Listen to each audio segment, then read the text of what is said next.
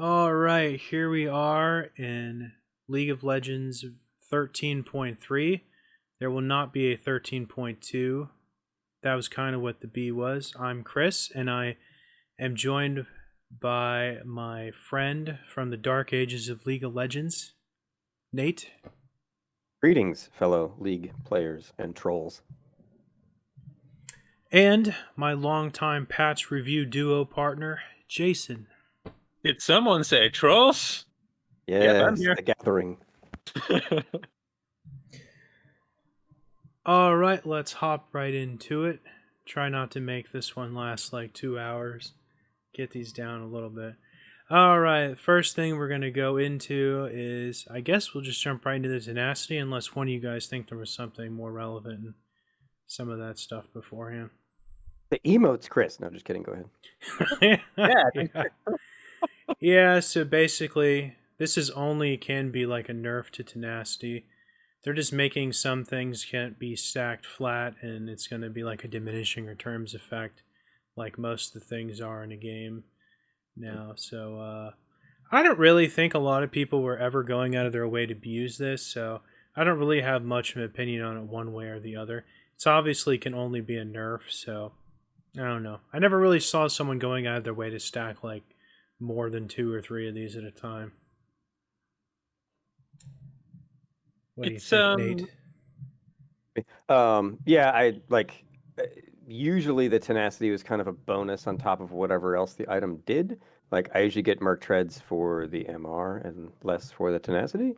I'm probably playing wrong, but yeah, I've never been like, man, I just need more tenacity items. Like, let me get them.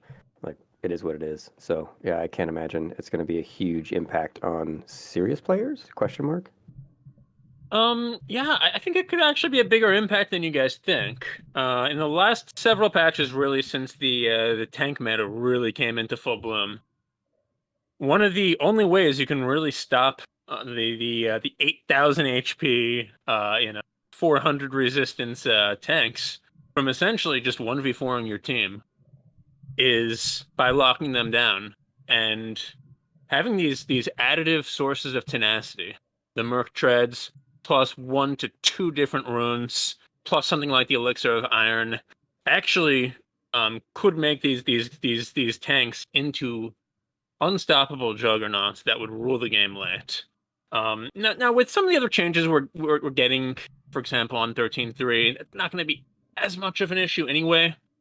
But I do want to point out that that a lot of tanks do kind of take several of these different tenacity bonuses from Group A. And to get into a very quick deep dive on this, the way that stacking tenacity works, stacking anything works in League of Legends, multiplicative or additive, when you're talking numbers that are less than 100%. So, for example, if you have 20% tenacity, what that's really doing is it's saying that you have 80% of the CC duration on you that you normally. When you're dealing with numbers that are less than 100% like this, and you stack two different things together additively, two different 20% tenacity items, if those actually existed, would bring you to 60% of the normal CC duration you would take. Whereas multiplicative stacking, which is what they're changing it to within groups, and most of the important stuff that you're ever going to use is within Group A. Multiplicative means that you're going to take two 80% and multiply them together, meaning 80 times 80% is 64%, meaning that you're only getting 36% actual reduction in the CC duration. Try stacking that 3 times over, and it's even more of a loss in tenacity. So this is actually going to be a significant nerf, in my opinion, to the kind of uber tanks that want to take 2 or 3 sources of tenacity. And honestly, I think it's going to balance things out nicely. Yeah, it could only be a nerf, but I tend to agree with Nate where he said that when you get these items, you kind of get the tenacity as a byproduct, and you're usually going for either the stats or whatever the item's active effect really is in a lot of these cases. Yeah, I think the big kind of tenacity only things are Merc Treads, Legend tenacity, and unflinching. Besides that, I have to agree with you. The one type of tenacity that's actually going to be benefited from is Garen's Courage, which a lot of other stuff has moved out of its group, and that will stack additively with whatever you have in Group A. So maybe a slight buff to Garen and a slight nerf to all the other tanks. I can live with that. Yeah, Yeah. acceptable. All Believe right. the man who believes in Demacia. Next up, we got some silliness returning to the league. Now, if I'm not mistaken, about 10, 11 years ago, this was considered downright goofy and foolish, but now that the wheels of silliness have turned one more time, we're re-embracing the goofy AP ratios of Alistair, because these were heavily nerfed about 10 years ago, and they were both like 90 or 90 and 100 at one point back then. And I'm not sure why they're doing this, because really the only thing it can introduce is kind of goofiness to the game. And this is, we're starting to see this a lot with like what was the other one? Was it? It was Shyvana that was getting buffed. It was Tom AP Kench, Misfortune. Misfortune. Yeah, we're starting to see this a lot now, and I guess I am for like build like variety, but I don't know. There's some things that are so core to like their role that this is like, I don't know. I'm just not for this kind of stuff. I do like the passive change though. I think that'll be way more impactful as the game goes on. Yeah. Yeah, for sure. The passive change is good. I don't see a lot of Alistairs, and I see even fewer Alistairs played really well. 'Cause it all comes down to like, can you do the combo? Like, can you headbutt, pulverize, or whatever reliably? And people that can't, it's like, what are you doing? Why did you pick that champ? Unless it's their first time and they're figuring it out. But yeah, the AP ratio is just going to encourage people to try to troll and probably let their team down, and it'll just be a net gain in toxicity in the games I play. So that's what I think. That is such a brilliant way of putting it. I agree totally. Go on, Jason. The one thing about the toxicity is I think there's probably fewer Alistar toxic players than maybe any other champ. Every time I see an Alistar, they're just having fun, and they're probably losing because he's not good as a champ. They spam that goddamn cowbell. Oh my god, they always spam the cowbell, and they'll say like "ha ha" in all chat. But even when you crush them, they just keep doing it. They are loving life, and I appreciate that. I'm not sure I 100% agree. I think tanky supports can tend to be the people that are like the most quickly to go on tilt because they're the most dependent on people to back them up. So they're like, okay, you don't want it? Well, I'll just go help someone else. And then you're laning by yourself. Maybe they're broken in their own mind, and I just haven't seen it. You might be right. As far as the AP ratios, I agree with you guys completely. Like, this is... If you're building Alistar with AP, you are building him wrong. Period. So there was a time when people would Infinity Edge Alistar top lane, and it didn't go well then either, but, whatever. No, it was Triforce, because no matter how fast his W would go off, it would immediately buffer an auto attack, so if you headbutt, he would always auto you, even if you flew away. Sure. Yeah. The Triumphant Roar buffs are actually pretty nice. Those are really good. Yeah, this is a real buff to Alistar. Like, even if you don't play him, with the shitty AP build. With that said, I still think he's one of the worst tanks. So several of the tanks that are just as good or better than him got bigger buffs this patch. And I wish if they were going to do something with AP, they would maybe make it a more reasonable Divergent build. Maybe the AP would give him more tenacity on his ult, or even just as a passive. And then the health would obviously just make him tankier. I would like something like that, but they're not doing that. Just keep building him tank. He's a little bit better than he was last patch. Yeah, I suspect this passive will probably get nerfed. I actually think it might be too good in the late game. Really? Just because it's a percent maximum health? I mean, it's going to be like hundreds of health on some champions, and it can actually trigger multiple times in pretty quick succession, because it triggers on epic monster takedowns, and it also triggers on champion takedowns, and it also triggers every time he gets 7 stacks, and he can get those from anything dying around him or from CCing people, so he could get off more than one of these fairly quickly. It has a static cooldown, but it's very short. Those are all good points, but that notwithstanding, like, he's often the first one to die in the fight in the first place. Well, that's why he has the flat damage reduction on his ultimate. Exactly, yeah. Okay, moving on. We got some Amumu. What is this? Is this a buff or a nerf? Slight nerfs because he's been really strong. All right. He's a very powerful support if you play him well, but maybe less so now with the mana increase. Support, huh? Oh yeah, I haven't Yeah, been graced with banished that us yet. to the whatever the I don't remember things. The frost talent. Yes, the Yeah. glacial augment. Yeah. He Banish can be toss, glacial scary. augment, head like tantrum, like walk away. Oh, all day. That's cool. I'm Yeah, and he's I'm okay with that. still a good jungler. I mean, people still run like Malphite support, so whatever. It's a hard one. Okay, next up we got Annie, and the biggest takeaway from this is kind of a rework on her shield, which has been messed with several times over the last 3 or 4 years to give her some kind of exciting factor. Like they gave it a shield, they gave it a movement speed bonus, then it had that like terrible damage. Now this is moving into like helping her like kind of burst rotation. So even if she catches you unaware, the first time you do something to retaliate, you're just kind of adding to her burst combo the way this is worked now. What do you? This is actually really good for her. This is actually changed to affect exactly the way she's going to want to operate.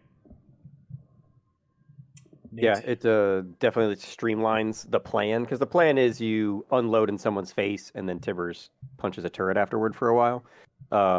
And you have the dream of dropping the Tibber stun on like a group of people, but if they're smart, they don't all stand next to each other.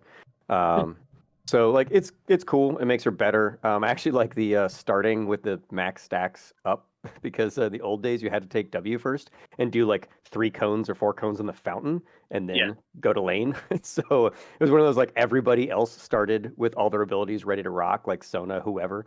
And so it's like, oh man, like finally Annie got to start with the stun ready. Yeah, she's dangerous at level 1 now. Like all of a sudden, her invade is really good, and you don't want to invade against her. God forbid these kids charge up their own stun. Those W's. Yeah, the Molten Shield is so many cones. So many cones. Chrissy never likes it easy.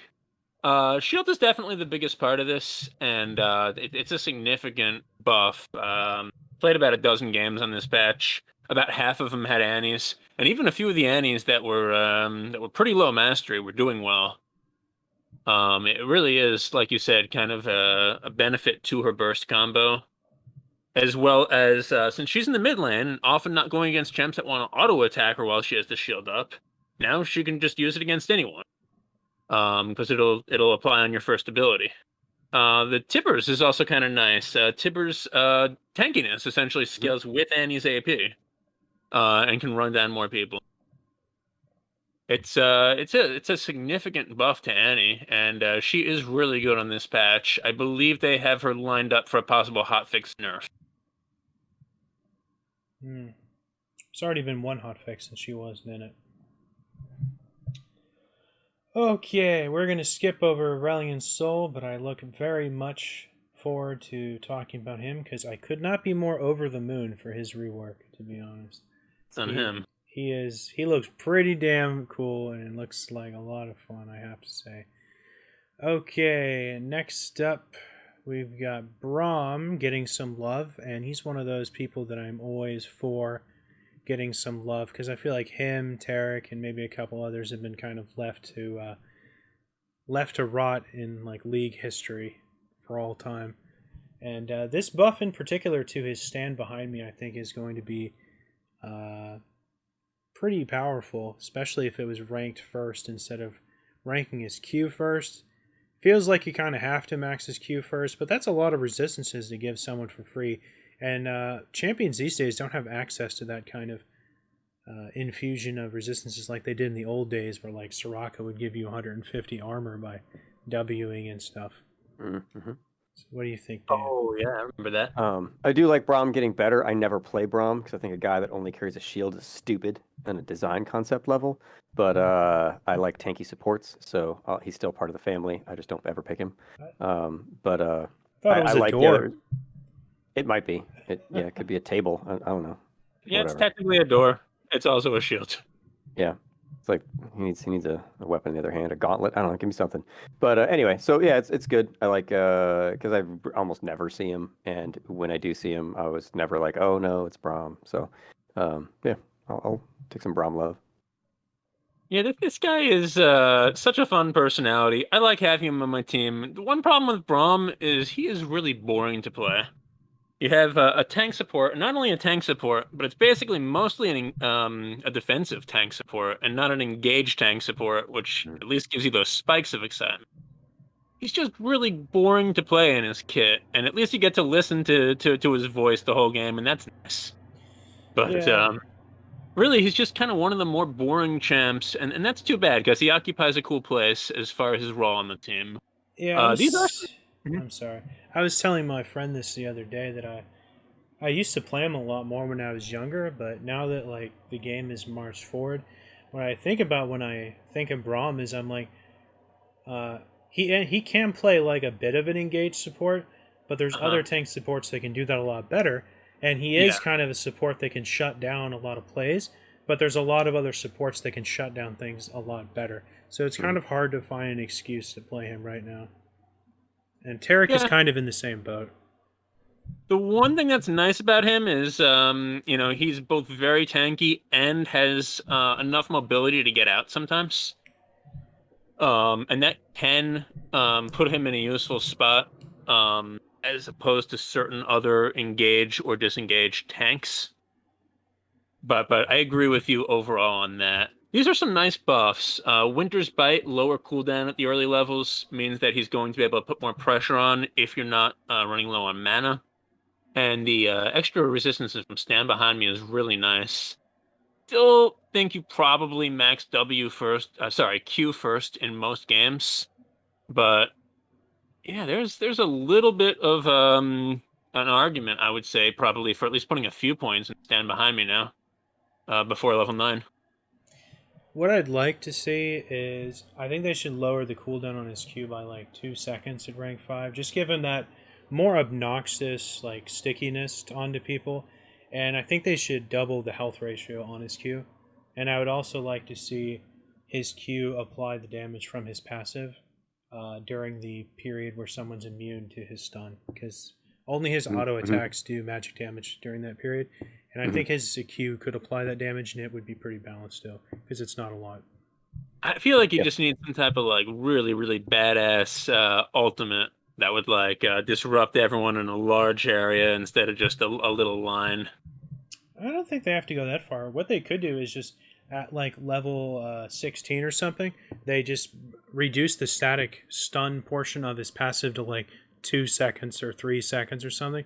So he just really has that like late game like peel effect because he can constantly stack his thing Yeah. over and over on people. I think that would really help him out. It would definitely make him more relevant in the late game, of which he Mhm. definitely is not that relevant, Yeah. He aside is from being able to block something big with his shield. he is the one tank that I usually go to when the opponents have, 4 to 5 either AD or AP, uh whatever the case may be, and they have a lot of mobility. So I can't really like hit them with a Leona or something like that. I find Braum to be kind of effective in games like that. As the last thing I want to say, now that this W has been buffed substantially, I feel like you'd almost have to go Locket on him now just to kind of pile on the stats. Even though I fervently believe Locket is in an absolutely garbage place right now, I feel Mhm. like it's almost too juicy now how much resistances you could give your 80 carry at this point. All right, All right. let's Yeah. move on to okay. We got Jarvan, who has a very very interesting change here. It's always powerful when a champion receives scaling on an ability they never otherwise had for 11 or 12 years, and that's what he got here. Now this doesn't scale with just his bonus health per hitting people with his shield. Now it's good for all of the like assassin Jarvans, the Duskblade Jarvans, the goofballs of the world and stuff. So this is definitely going to help him out. And even like the old, just kind of bruisier off tank Jarvan, this is going to be really nice too, because they didn't drop the health scaling on it either. Right. Yeah, no, I don't mind this one as much because we talked about how like the Alistair, adding ratios makes it more troll, but I don't mind the Jarvans that, do a little more assassin work or because usually they kind of know the plan and they do it pretty well. Whereas when we talk about those other ratios to some of those champs, you just get people doing stuff and they're just completely ineffective the entire game. But yeah, I've seen several varieties of Jarvan played competently. So gives you a little more to worry about, I guess, because a lot of times if they're all tank Jarvan, you're like, I'm gonna get stuck in the ring and I'm gonna walk away, unless they have 3 or 4 people with them. So I'm down. Yeah, J4 is like one of those interesting champs whose build is kind of, or at least the meta build, has switched between mostly AD versus mostly tanky without the other one ever becoming completely troll. Both of them have always been viable in the right game. So this is definitely a buff, mostly to the AD Jarvan, a little bit to the tanky Jarvan, but I don't think it's going to change the calculus too much on which one you choose. For example, for 900 gold or so, you could get a pickaxe, which gives you 25 AD, which would increase your shield by 20 points now. Maybe you can use 2 shields in a fight and get 40 extra health for that fight. Or you could buy a giant's belt and get 300 to 400 bonus. So it's not like the AD is eclipsing the tank defensively now. It's just that the AD gives you a little bit more defense than it did before. Keep doing whatever you're doing with your Jarvan builds. You'll continue to be good. Yeah. Okie dokie. Next up, we got Cassante. And I'm of the opinion that he's just kind of painfully average, but this is like the second or third time he's been nerfed, like in a row now or whatever, since his release. So, I mean, I always said that he was like very tanky and very disruptive, but I don't find him very threatening. And this would seem to cut down on some of his stick-to-itiveness. This change to his ultimate in particular is just hilarious. What do you think about this, Nate? I remember when we reviewed his release, and we talked about like, man, this guy's got like a dash, a stun, a knockup, a shield, a resistance. Like he's got it all. Rito did it, and then obviously some nerfs came along. But yeah, even when before his nerfs, I guess I wasn't playing against the best Cassante players because he was brand new. But yeah, he'd be really hard to kill and disruptive. But I would just like fight him and leave, and then come back and fight him some more and leave. It was kind of like, I wasn't like he wasn't dominating the game, and so he will continue to not dominate the game with these changes. Jason? Yeah. So honestly, in my experience, in the last couple patches with Cassante, he has been one of the best champs in the game. Not only extremely disruptive, but able to deal a reasonable amount of damage and actually get kills 1v really any number because he can dislocate the enemy team. So I actually consider him to be one of the strongest champions. Now, this is just a laundry list of nerfs here. Everything from his tankiness to his CC to his tankiness again, with basically making him a glass cannon during All Out. I think this is probably enough to take him from overpowered at the verge of broken to probably being a below average champ. I played a couple games with him last night, and he just wasn't able to do the same thing as he was a patch ago. So, yeah. I've laid against him several times. He is anything but broken. Oh yeah, no, he's not real good in lane, but even if he gets behind, and especially if he manages to get ahead, he's just such a or was such a tour de force in the mid and late game. I don't think he's very oppressive even with like a lead either. He's just very tanky and very disruptive.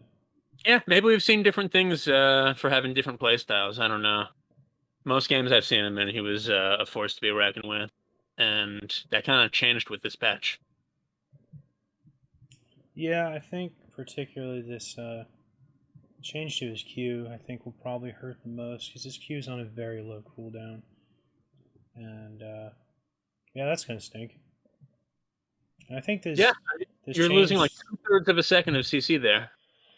This change to what is this? His W? Yeah, that got nerfed in like the last patch or patch before that also. This was like, wasn't this like 1.5 or something or 1?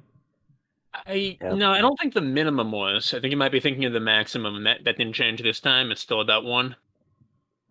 Well, But the maximum may have been 1.5 on Radius. I'm not totally sure. he's really gonna miss that 0.5 hundredths of a second at level 1. I can't, and this change to his ultimate, I mean, like, this is just absurd. People are going to be doing like true damage to him at this point. It's like that's just silly. He Well, is that's your he is bonus. not that dangerous when his turns comes into his like little fighter form. I don't know, man. Right. I just haven't seen it yet. I haven't seen him like do very well. Okie dokie. Next up, we got Kassadin, and I assume these are probably more nerfs from the fallout of like Rod of Ages and Archangels coming back into the game. And that huge buff that they gave Force Pulse. Yeah, I'm okay with them nerfing his Q and his W because they've been doing that like 35 times for like 12 years straight. Yep. But Yep. nerfing his ultimate, that's when you're going too far. I mean, he kind of needs that to be good. I mean, his Q and W base damage have been like an absolute joke for like since like season like 3 or something. They didn't nerf the AP. I'm sorry. Go ahead, Nate. Oh no, it's okay. Yeah, like the Kassadin ult, like that's the reason to play Kassadin. Like that's the that's why you showed up. So yeah, but yeah, he's been catching nerfs for always, and I don't know if it's that he's so powerful, other than maybe it's the fact that he shuts down a lot of champs that people like to play in mid, and so yeah, I think maybe it's just that counter potential makes it unfun for people. So like, oh, we need to make it so only the diehards pick Kassadin and not casuals just pooping on other casuals. I don't know. An interesting theory. I think it's less that he's shutting down anyone and more that it's so hard to shut him down before the late game now. There's just been a few, really in the last year or so, a few defensive-oriented changes to League. We have the tank meta, which means that you've got to have consistent damage even from mid lane. And of course, Rod of Ages, scaling up to absurd levels for a champ like this. I don't think these are huge nerfs. Like, even on the ultimate, sure, it's 10 to 30, 10 to 40 base damage less. Who cares? He still has the 40 to 80% AP ratio every 1 second at levels 16. I think the bigger change, honestly, is the slight loss of cooldown reduction when someone uses a spell near you on Force Pulse. You're going to be able to use that less frequently in the fight, and I think that's actually probably the biggest like little nerf that he got here. He's been a terror on the Rift recently, and I think this is going to put him still in a strong place, just not as strong. I like never even see anyone play this guy mid in it, like ever. Well, you haven't played too much Rift in like the last like 2 patches, right? It's true. Yeah, like But just all the of last last couple season, I patches, don't remember people playing him either. Yeah, it was really only this season that he's made just a huge resurgence in the mid lane. And honestly, I probably see him in like close to a quarter of my games. A quarter? Yeah. Man, that doesn't sound right. Look me up, bro. You know my summoner name. You know my summoner name. I've probably seen him 3 or 4 times, and in 2022 I saw him 0 times. So it's a huge increase for me. That sounds right. Okay, let's move on to Kayle. These look like small buffs, but these are actually pretty big for a champion that kind of does everything like 10 times a second. So this is actually going to be a very big buff for her. She's such a like stat checky champion that this is going to be very, very powerful. Movement speed is going to be very nice, and her like built-in Nashers is very good. Yeah, when I get counterpicked Kayle, or maybe they just love Kayle, I think the Starfire Spellblade does too much already. Like every time I'm playing a champ where I don't have any sort of MR plan, and they're just like, maybe I'm playing Malphite or something. So 5% more does not bring me great joy because I don't play Kayle. But I also rarely do I see a Kayle just like dominate a game. Like they might just beat up somebody top, whatever. So maybe it's good. I don't know. I'm biased. Go ahead. Yeah, like it is incredible how quickly she can shred you at 16. And a lot of that is coming from Spellblade. Well, let me ask you this, Chrissy. How much AP do you think a Kale normally will get in a 30-minute game? Well, so you're asking kind of two questions. You're like, what would I do? I've always been a fan of full AP Kale. Yeah, Uh-huh. with like Riftwalker, Nasters, like Rabadon's Lichbane. I found it that very, very, very, and Sorcerer's Ooze. I found it like very, very few Kales will go that way. They'll always go with like Berserker Greaves and like they'll get Nashers, but they'll also get like Boar, Kraken Slayer, Wits End, and stuff. They'll get very little AP Yeah, they and generally go for the stuff. attack speed. Yeah. Mhm. So I guess for those Kales, right? What would you say, about 150, 200 AP? A little more? Probably not even. Most of Okay, the time, they just have Nashers. so there you're only talking like 5 to 7 extra damage on hit for Spellblade, and then a couple extra percent bonus movement speed on Divine Ascent. I guess for your build though, if you're getting 4, 5, 600 AP, Well, this is a pretty nice buff. yeah, Lichbane stank nasty on her. Trust me. Mm-hmm. Oh, I believe that. Oh yeah. Yeah, I feel like it's so much better because her ultimate has redonkulous scaling, and you don't get that with those crazy on hit builds. And with lethal tempo, you really have all the attack speed you need. I don't feel like she needs to index that heavy into attack speed because you just ignores all the scaling of all of her other abilities, which all scale pretty well. I've only played with your Kale like once. I don't remember any of it, but now I'm interested to see it again. She's always one of my favorite champions. I'm still more of a fan of her pre-rework because she could perform a lot better pre-6. Now she's kind of just gets bullied by literally any champion in the game until she's 6. And I'm surprised they've let her stay like that for as long as they have. I suspect one day they'll kind of re-examine her and just make her ranged at level 1.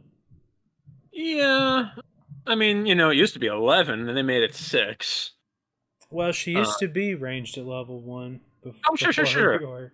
Sure, I'm talking about from her rework on. It was 11 and then 6. And I think that they took a champ that was very problematic on the rework of her release, and I think they've gotten her to a pretty good place where she is now. I don't think she's in like dire need of another rework, but I agree with you. It would be worth examining. Maybe there's a better way to do it than what we're doing now. I just kind of feel bad because she was one of my go-to mid laners, and I actually think she was a good blind pick mid before her rework. But now, with the amount of aggro stuff that's played mid, I would like dare take her mid now. I think she takes way too long to come online to be good mid now. She's just like a cheese lord top pick against all the melee people you want to pretend you're better than.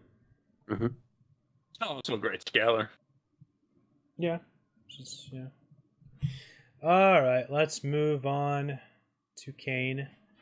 We got a big bonus to Blue Kayn here. I'm actually surprised they buffed this. I personally thought this was always pretty strong. And then we got a huge bonus towards his Q. Now, the big thing, I don't really want to talk about these changes much. The big thing I want to talk about is how much the change to Ravenous Hydra from Omnivamp to Lifesteal only as nerfed like Ross kind of into the ground, because he's probably the most prolific builder of Ravenous Hydra in the game, and his whole kit is kind of balanced around stacking the Omnivamp from his passive Gore Drinker and Ravenous Hunter, and I feel it's kind of an embarrassing oversight for them not to buff Frost's passive after that change, and I suspect they will within like the next patch or two when someone wakes up and puts two of the brain cells together to do that. Mm-hmm. Well, up to you, Yeah. Nate. I don't ever play Kayn, but I see him all the time. He might be the jungler I see the most. Him and Nunu probably. But yes, Ravenous Hydra has caused a strange fallout of effects, I guess, on champs where it's like, oh, maybe that isn't good anymore? ? But yeah, that the Reaping Slash, that second group is some no joke numbers. The first, the Shadow Assassin, I don't know if you'll actually notice that. That's pretty small. But that second one's not nothing. Yeah. And Kayn's just strong because he like comes through the goddamn wall, no matter where you put the wards. So, Kayn's kit, still real good, bottom line. Jason. Yeah. I mean, not only is it a slight buff to Shadow Assassin per se, but Shadow Assassin is the one building a lot of bonus AD. So he's getting the most out of the Reaping Slash as well. I'm with Chrissy in that, like, it's weird that Rust it seems like it's by far the weaker form right now, and they're giving Shadow Assassin all these buffs, but maybe somebody on staff just likes the blue form a lot. Yeah, I wouldn't have said blue is better before the Ravenous Hydra change, but It used to be a huge fan of red. it's always been my favorite. Now I would definitely say blue is definitely better. It's definitely more consistent now. There's really just no excuse for doing what they did with Ravenous Hunter.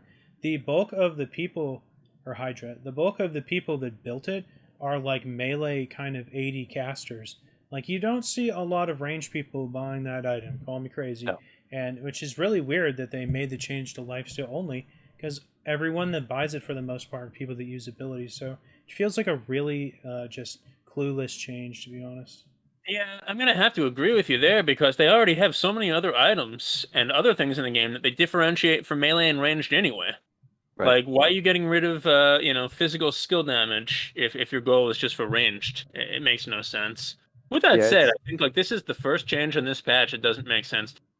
I think really almost all the other changes we've talked about to the champs are completely in the right direction. Yeah, the Ravenous Hydra change for when it first came out, I still haven't figured out like who they were trying to punish, like who was just out of control with like, man, we gotta rein this in. It's like I don't know who you were addressing. It was just a reliable, crazy expensive item. Like, Riven? Yeah, I don't know. Yeah. Yeah. Well, even Riven, you'd want it for like the abilities, even if she auto attacks Yeah. a little bit. Right. I'm guessing maybe that's who they're trying to punish. Rivenless. But it's just a completely wild guess. Riven's still on that apology tour from her release when the joke was, playing against Riven was like playing against someone who already had 2 kills. It's like, all right, we're gonna do our best. I feel like time has been really bad to her.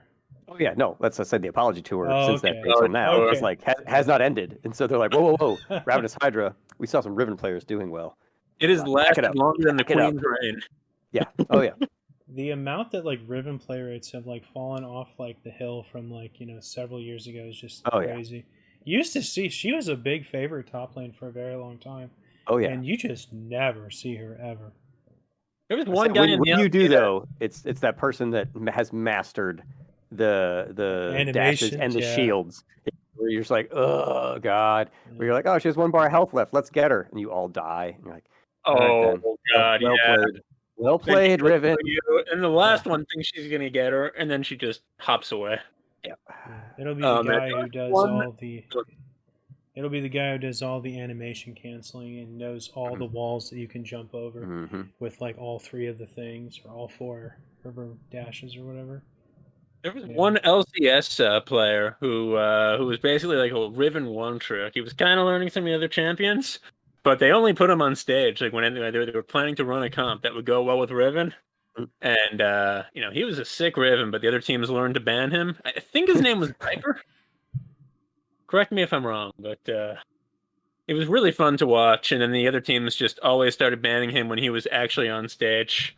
I remember like some of the shoutcasts saying maybe you should be able to like pick your champs and then pick who's playing them, but that never happened.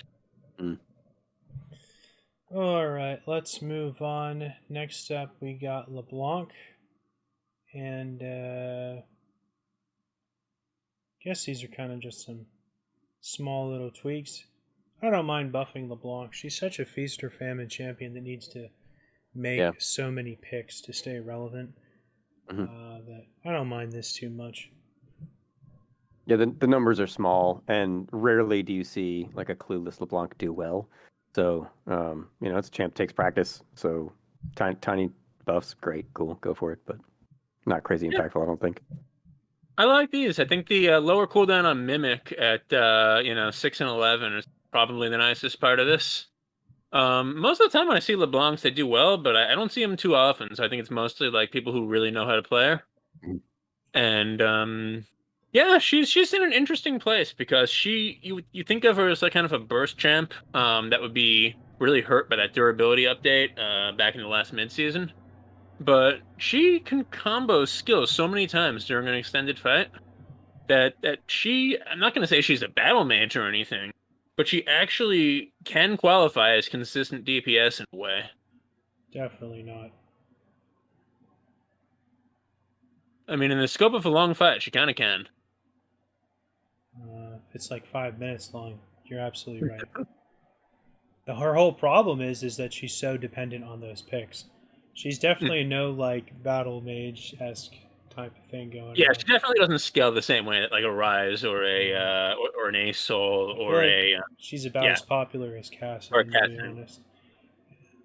honest. Yeah, I feel like she's just.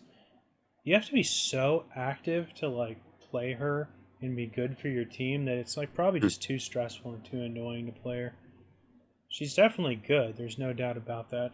But there's way more low effort people stuff that have more low effort picks people have access to now that are similar, like Zoe, that are just Sure. kind of like close your eyes and throw it out there. Then She's honestly, I think, one of the healthiest assassins in the game, personally. the healthiest.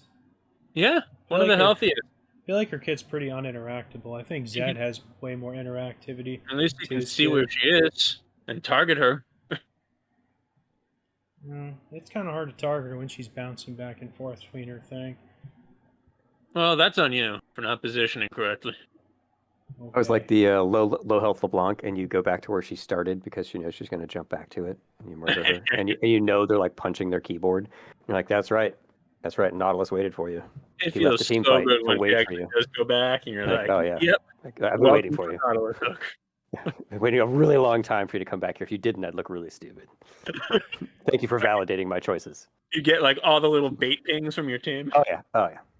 Like, what are you doing? I'm like, I know where she's gonna go. I've seen this bitch since season 1. Nunu's already like sitting there ulting. Okay, next up we got one of, I think, the most interesting changes this patch, which is a monster buff to Lee Sin. And I always say that I'm all for Lee Sin buffs because, he takes so much, like, effort to do well with, and he's, like, kind of a single target, for the most part, type of champion. These are getting pretty crazy, though. And at one point, these top ones, his Q, this was actually 120 at one point on the PvE, and they brought it down to 110. So this is getting pretty crazy. I'm not too concerned because he'll always have the same kind of problems that he has right now.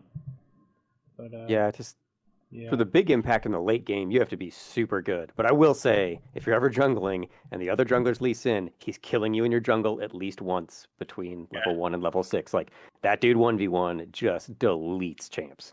And so, obnoxious as hell. But then, like, the end of the game, it's like, if he can't, like, dragon kick somebody out of the fight or do something, it's like, cool. Like, he's going to jump around a lot. And yeah, it's a lot harder to matter late. So is what it is. But yeah, these are some pretty nuts buffs to murder me in the jungle early more. Yeah. Murder you even harder. Yep. With less effort. Make sure that the people on the next rift can hear your scream. Yeah. They're just gonna keep buffing Lee Sin until he's like 100% presence in pro play, and then when he finally starts getting like 100% banned, that's when they'll finally nerf him so they can see him even more. This is some ridiculous attack damage that he has right now. I agree. He's still really unreliable late game. But I remember when this guy was just a utility tank. You go back 4 or 5 years. Yep. And they've probably buffed his attack damage 32 times. Yeah, but I think they've probably also lowered it about 31 times. No. They just almost always buff this guy. Like it's been. He's one of those champions that they've brought it up and down a bunch of times. I think the direction has definitely been up. I don't think he ever had 110% bonus AD on Sonic Whiff. No, you said his auto attack damage. That's what I was talking about. Okay, I was just talking his general use of attack damage. Sorry. Damage output. Yeah, his damage output when he builds AD is what I mean. The second half of his Q used to just do missing health damage. It didn't have a percent AD ratio. Right. They changed that a couple years ago. This is probably better though. I mean, Lee Sin used to be your smite stone. Yeah. I don't know. I'm surprised they didn't just buff his ultimate while they were at it too. Do like 3 times damage if you kick one person into another? No, that part doesn't really need a bonus. It's already pretty effective if the person's tanky. No, I'm surprised yeah, they didn't like, just buff the AD ratio by like another 20% or something. Yeah, like if you're a good Lee Sin, if you actually can, hit most of your Qs and then like know when you're not supposed to go in, Hmm. he is just a ridiculously effective jungler that can run a game. Oh yeah, and also the like stealing, dragons, rifts, whatever, like, Oh and yeah, getting yeah. out. Like, even if you fail, you can Easy still get ways out. in and out without flash. It's, That's a it's good just like, point. oh man, it's cool, it's cool. I tried, I didn't get it. Oh well, no downside. Like, Yeah. great, great. Or if you hit it, like thanks for the 7,000 HP Yeah. leash, Gus. Yep. Okay, next up we got Nautilus, which is definitely not a champion you see get changed hardly ever. And we got this change to his passive is definitely going to be monstrous with how heavy he is in the level 2 cheese department down there. Hmm. Any Oh yeah. change to his passive is a huge, huge buff. Even if they seem like really small numbers, this is going to play a very large role. He is the one of the embodiments of the level 2 cheese down there, for sure.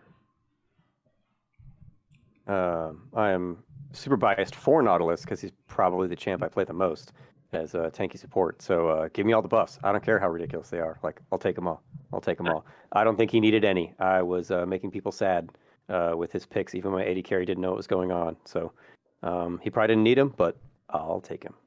All right, don't hate me for this, Nate, but I actually think he's one of the worst supports in the game. You're going to have I to think make an argument for that. I think that Nautilus basically he can never get quite tanky enough as a support to survive a fight. If you're playing like top lane, sure, but you never see that. Sure, he has like one reliable CC, but everything in his ult. But then everything else, he has to walk up, and anyone who can just kite a little bit away, he's not going to be able to get to.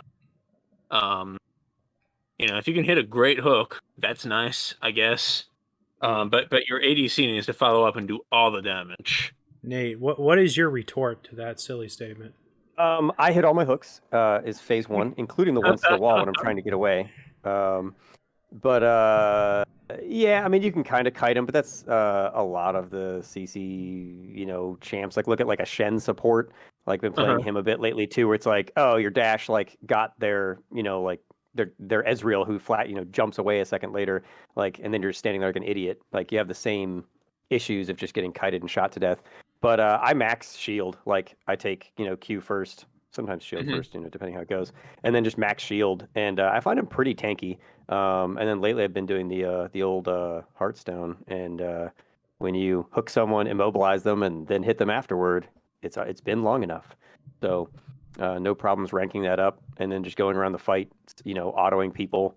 Yeah, I haven't had the issues. And then I'll think a lot of people with Riptide, the real problem is that they pick the best target for it, not the farthest target for it, because a lot of times I see people just click the AD carry or whoever, and for me, I always click the person that's going to knock up everyone. You mean you mean depth charge, not sorry, Riptide. sorry, yeah, no Riptide. Depth charge, right? So I was looking at the word while I was talking. So yeah, some of that's also just like choices, but also knowing that the hook actually reaches farther than the tooltip if you play, hockey, not hockey style.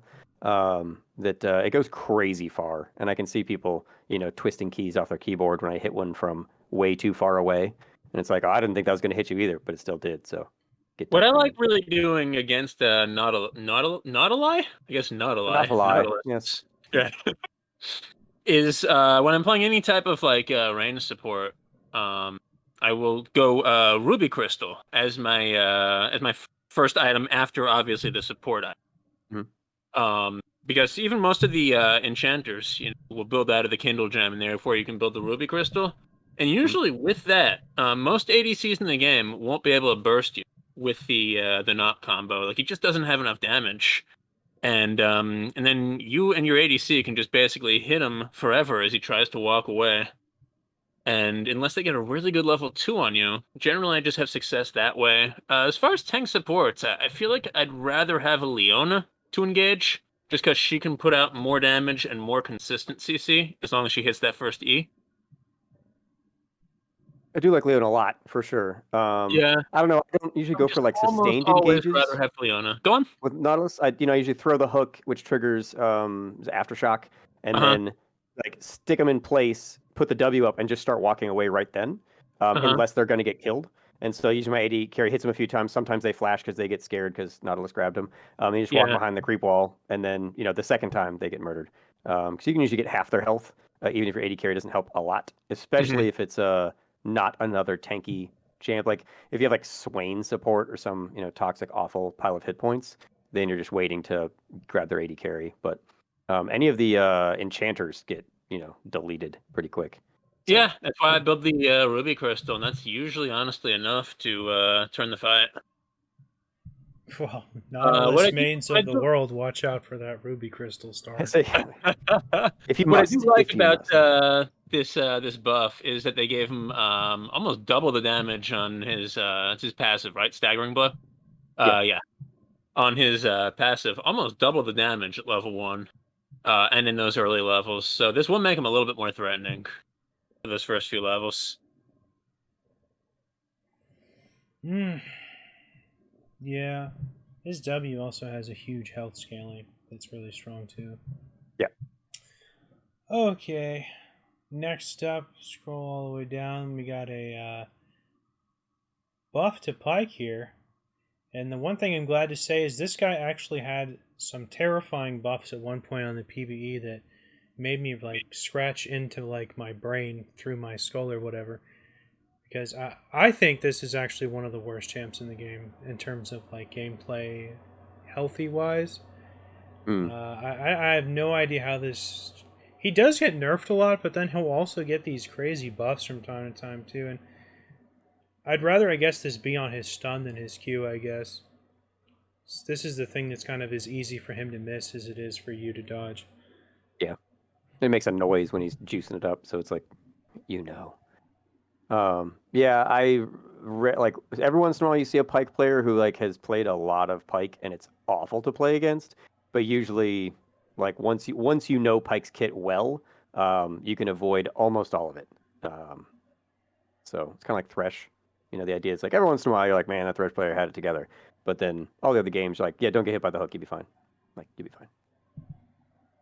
I just had a game before we started where my ADC was every once in a while getting hit by the hook, and I was Oh, playing Seraphine. There was really nothing I could do to defend no. him after he got hit by that because I think the ADC was Draven. Mm-hmm. It was late game before we came back on that. Anyway, yeah, I think Pyke is a pretty effective champion overall. There definitely is a huge difference between good Pyke players and bad ones, and I'm not so sure. I think that's part of the problem is he's so much reward for so little risk a lot of the time. He's so no, slippery, but he's so like lethal at the he's same slippery, time. but he's so fragile as well. A bad Pyke will just die over and over and over trying to get in for the hooks. He's so fragile. One CC and he's dead. Yeah, he's fragile, but it's also really easy for him to like get away too. Anyway, yeah, I don't mind these buffs. I think he was already in a decent spot already, but hey, 40 extra damage at max rank, no biggie. Okay, next up we got Rakan, and I kind of think of this champion as a bit like Braum. Feel he's a bit on the actually a lot of bit on the underpowered side, so I'm really happy to see him get some love with this. And we got a really nice buff to his heal, which is pretty pathetic, anemic, Yeah. I would say. One of the worst heals in the game, up there with like Terex or something. Mm. I would have said Alistair, but now his looks like it's going to be pretty good. And there was actually a lot more buffs to his kit earlier on the PB that I would have liked to see all of them go through. There was a flat damage bonus to the AP ratio of his Q at one point on his Q. That would have been nice to see, and as well as the damage to the flat amount. But this is what they decided to go with, and yeah, I definitely like to see this. Yeah, Rakan could use some help. Like the knockup early game is the cooldown is so long that if he misses, you're like that guy's not doing anything else to you for a while. It's like a blitz grab. It's like, oh, blitz missed, let's go beat him up. Yeah. So yeah, same thing with like the Grand Entrance. You're like, oh, didn't get the knockup? That dude's dead. So yeah, like he needs some help, and then also like his ult is so strange. Like it rewards a very odd play choice.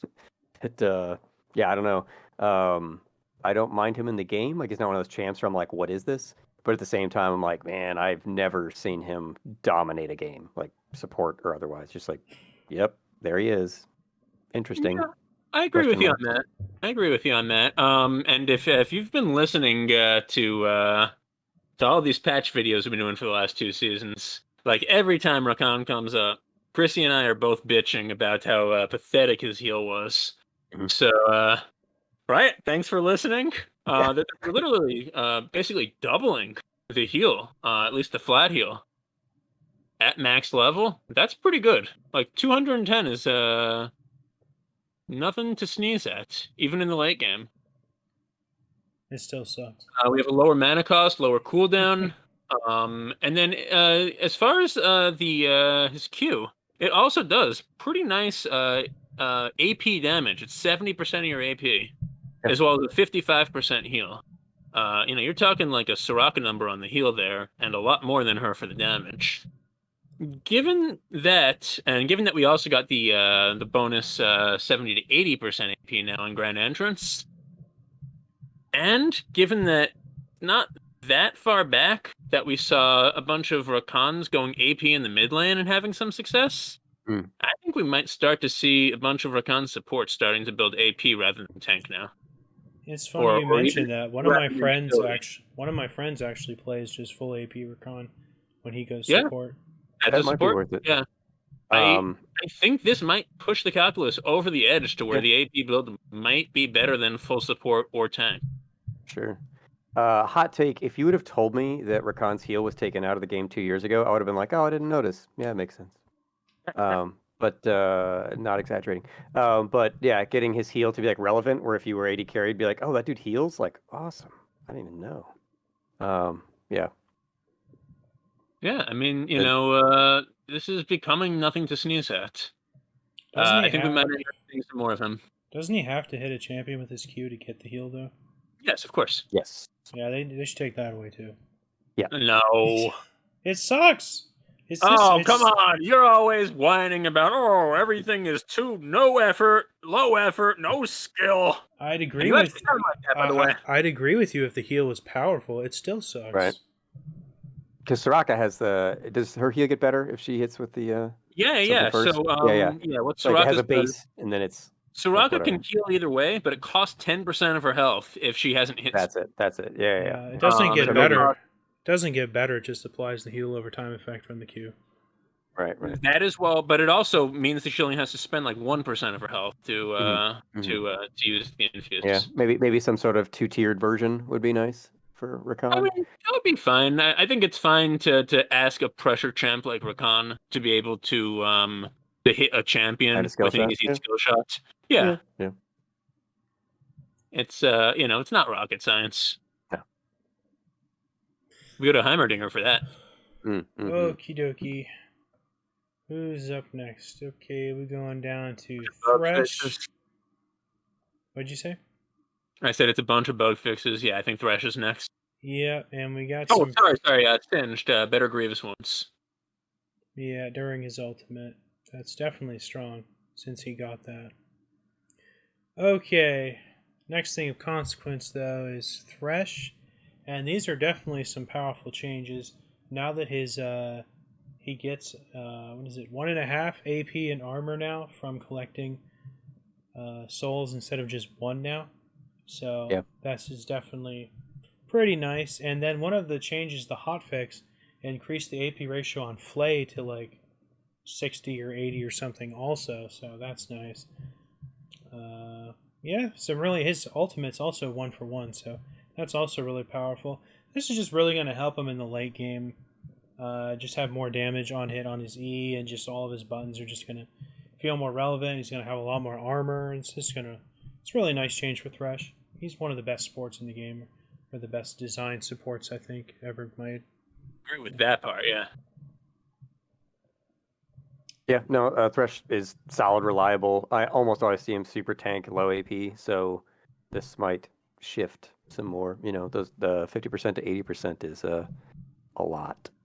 But yeah, I don't think um, people will start building him AP. This is just going to be nice for him to more utilize the reward. souls. Yeah.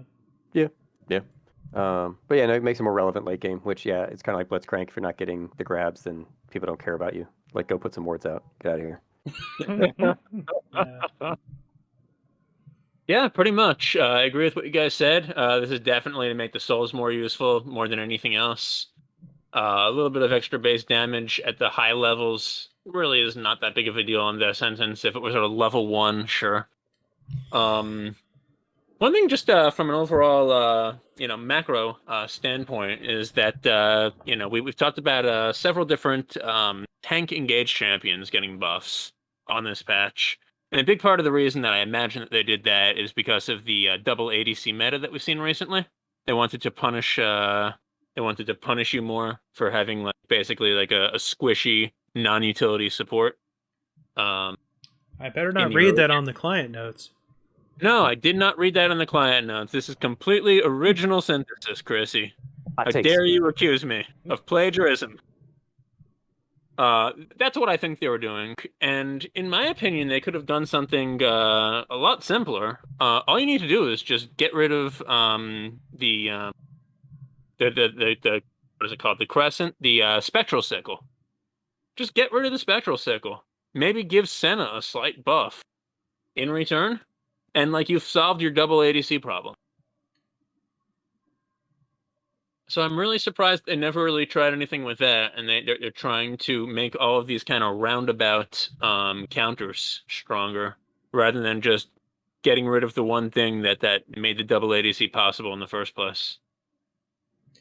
I don't think giving some of the tank supports good AP ratio is going to come online fast enough to uh, impact that, like you're saying. These supports we're seeing for all these tanks. This is like a mid to late game kind of impact build, and Oh, all these champs are like really low econ champions too. So I don't know. I see what you're saying with the APs, but all of the tank engage supports, the Nautilus, the Braum, they also got base health. Meaning that they're going to be, more able to basically take that engage and then get a kill at level 1 without a trade kill going back, or not level 1, but in the first few levels. So I think that's what they're trying to do, and I'm just really surprised they didn't mess with Spectral Sickle, and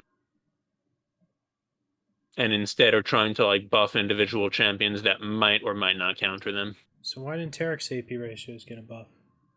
Because Tarek sucks. Rito forgot about him again. I believe that one.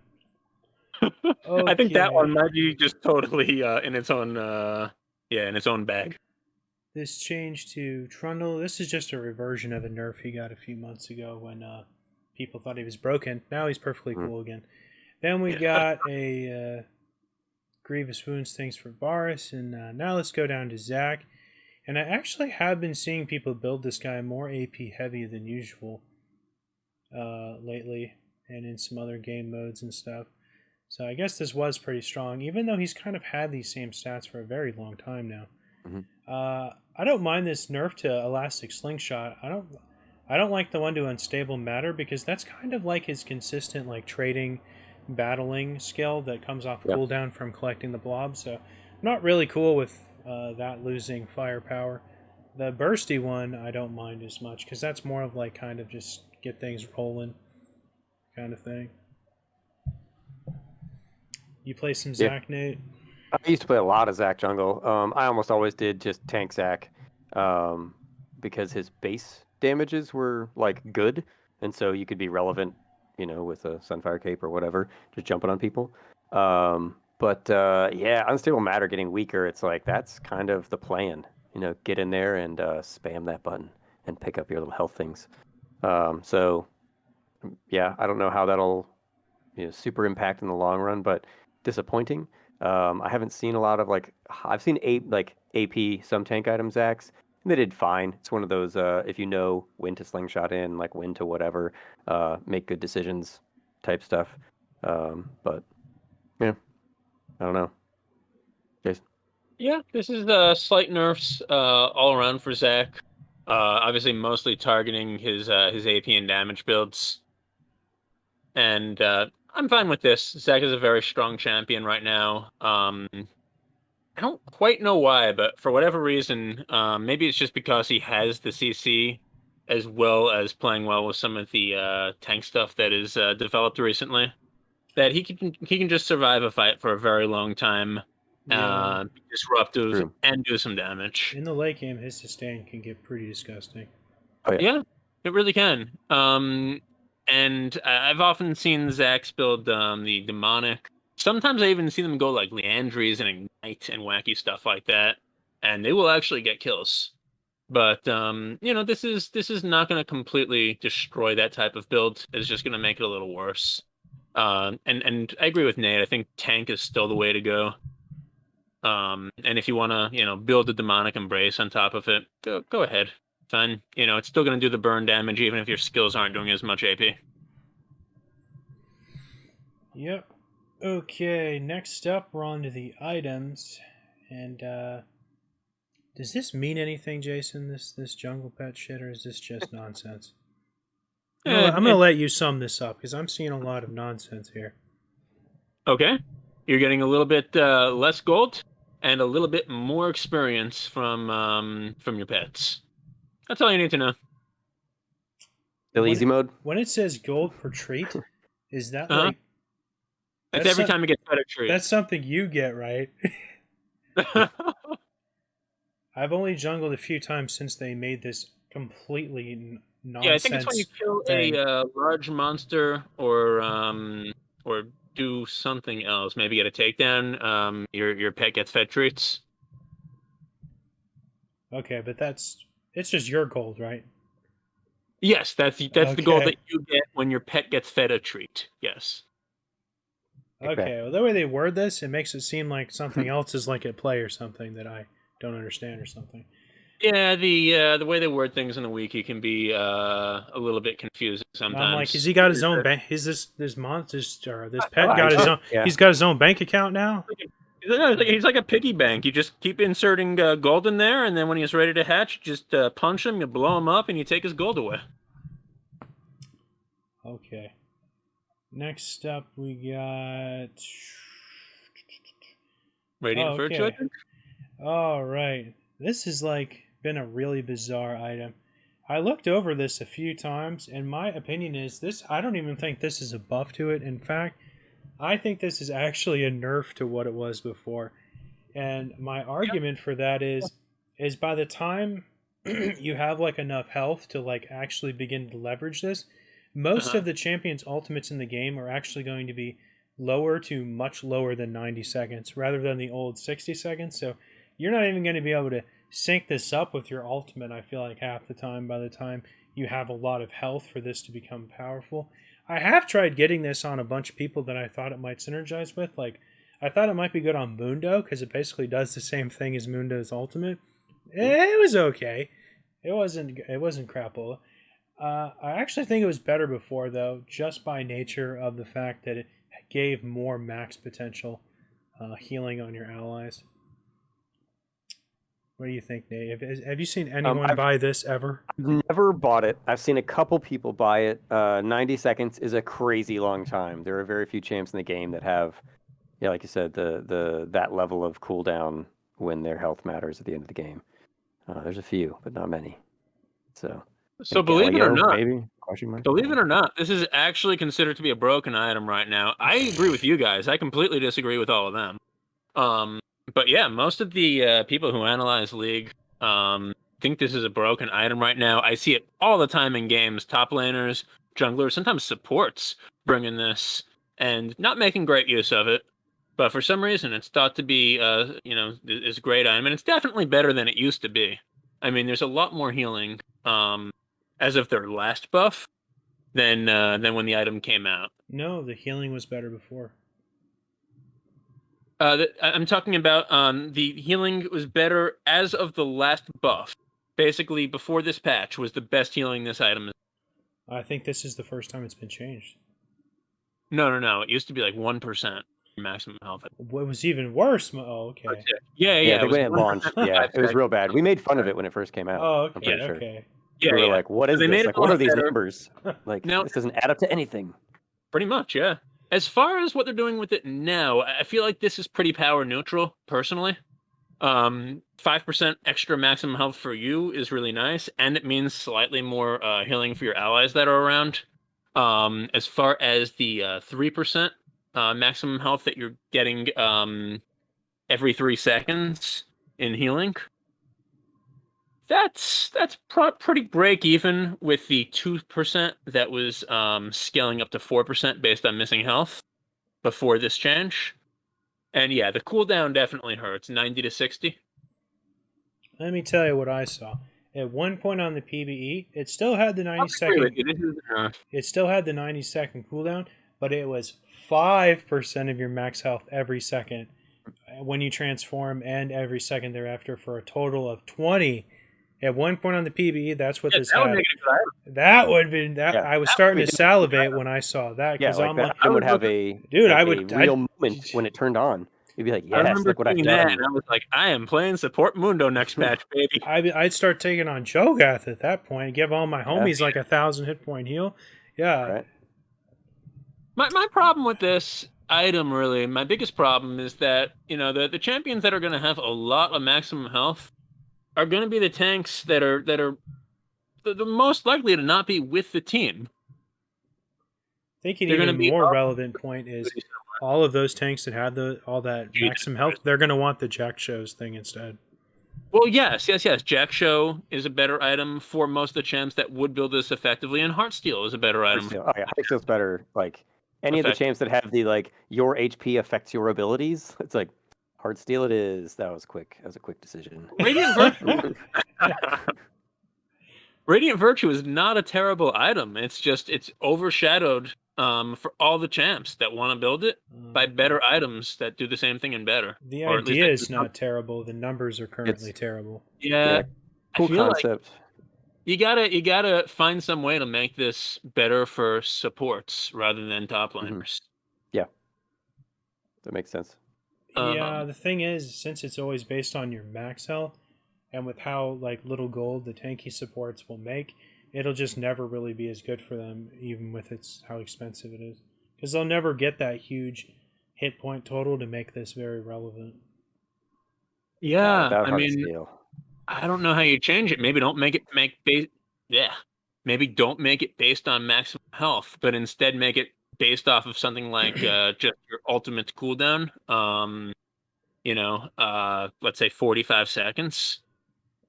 Because the supports are generally going to have kind of CDR items. They're going to be able to, they're going to be able to create lower cooldowns. But again, increasing the cooldown of Radiant Virtue to 90 seconds here makes it even worse for supports.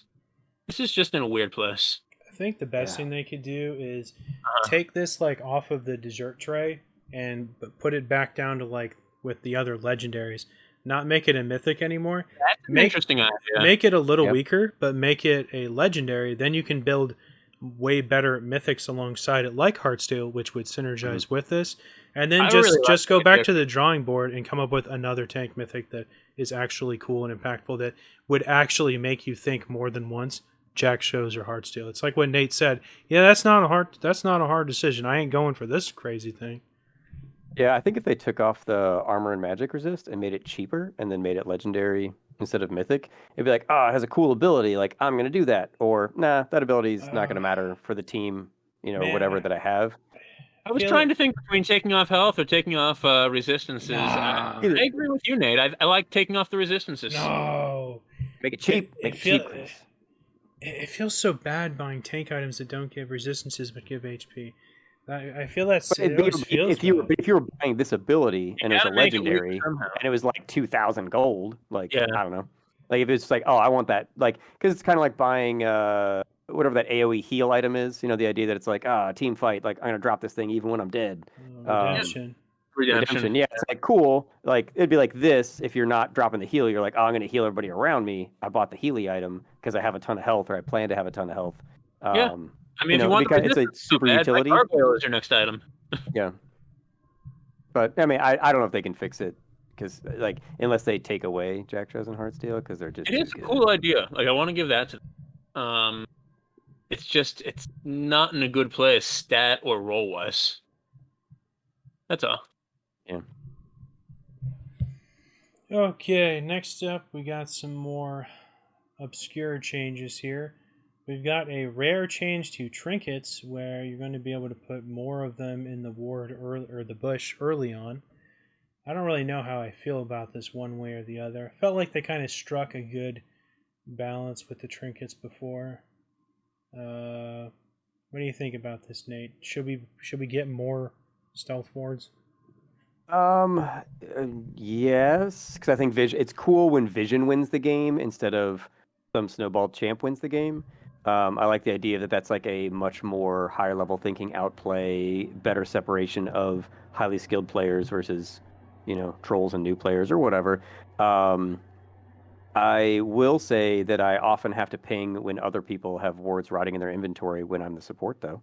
So just because you let them place more stealth wards doesn't mean they will. And that's But a good that's point, right? that's my life. Yeah, Vision doesn't just save lives. Vision also takes lives. You Yeah. get the correct trap set up with Vision, you can just stomp someone. I like this change.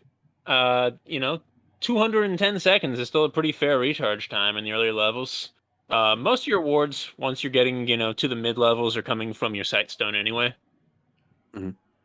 You know, since we're talking about trinkets, there's like Mhm. one thing I've seen for like a few years now that I can't stand, and that's everyone giving you such a damn hard time if you just stay on the yellow trinket versus getting the red or blue The trinket. sweeper. Oh yeah. It's like I don't understand why everyone is so like single-minded about needing to get the red trinket. I feel like it's a choice between vision and counter vision, Are you and talking everyone just about? jumps down your throat if you don't get the red one. Are you talking about as a support, as a jungler, or as a different role than that? I think it's person can decide whether they want to have more vision or more counter vision in any position. Yeah, the thing is, a jungler really should want to know, unless they're buying a lot of pink wards to compensate for it, that they should want to know when they've been seen, because you can absolutely ruin a gank if you've been seen and you don't realize it. And for a support, they already have the stone, so the difference between 3 and 4 wards versus being able to deny vision is a big difference, unless you're so far behind that all you need to do is just get vision in a quarter of your jungle, and you don't even care about clearing it. You just need to see where the enemies are. For all the other roles, I agree with you. Like if you're a laner or an ADC, I think that the choice between yellow, red, and blue is perfectly fair to make based on the context. What do you I think, would just Nate? never want to see a On the support not take. Trinkiverse, yeah. Even as a support, I usually buy a lot of pink wards, and so, um, like I'll replace it eventually, but I don't replace it like on the first back. I'm not like, oh, and we're done. I've seen people that like they place the ward as a support, and then before their support item's even done, like they have the red trinket like at like level 2 or level 1 or like as early as they Wow. can, and I'm like, Sometimes all I'll right, buy that man, at like like 400 gold.